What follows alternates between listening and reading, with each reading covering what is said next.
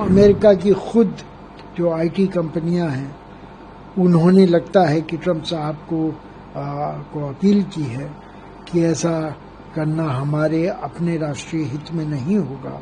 अमेरिकी प्रशासन ने कुछ नीचे का हाथ लगाने की कोशिश की है कि ऊपर का हाथ तो $1 लाख पे रखा है, पर ये कहा है कि जो पहले से ही अमेरिका में रह रहे हैं उनको ये नहीं देना होगा। आपने अमेरिकन मुहावरा सुना है, taco, Trump always chickens out. तो पहले राष्ट्रपति ट्रंप की सरकार एक कठोर कदम उठाती है, लेकिन जल्द ही उसके उस दुधारी तलवार के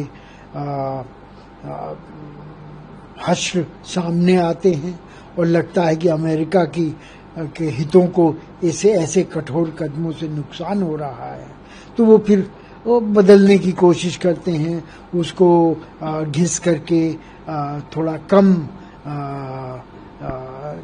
तेज बनाना चाहते हैं। तो ऐसा ही कदम उठाया जा रहा है। 2 दिन के नोटिस पर, जिसमें एक वर्किंग डे था और एक छुट्टी का दिन था, अमेरिका ने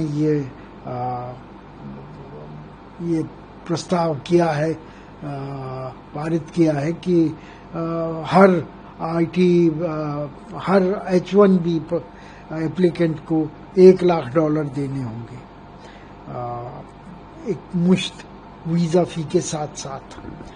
और जब इस पर क्रियान्वयन का समय, जो कि आज से है, आया, तो अमेरिका की खुद जो आईटी कंपनियां हैं उन्होंने लगता है कि ट्रंप साहब को अपील की है कि ऐसा करना हमारे अपने राष्ट्रीय हित में नहीं होगा, जबकि नवाचार के लिए हम चीन से बड़ा युद्ध लड़ रहे हैं। खासतौर पे आर्टिफिशियल इंटेलिजेंस में स्टैंडर्डाइजेशन हो रहा है। अगर जो भी दोनों देशों में से जो भी पहले कोई चीज़ आविष्कृत करता है, उसको ये हक बन जाता है कि वो स्टैंडर्ड सेट करेगा।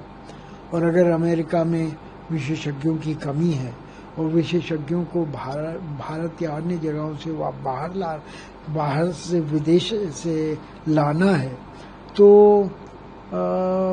इसके ऊपर अगर $1 लाख का वजन रख दिया जाता है तो उनके आने में कठिनाई होगी।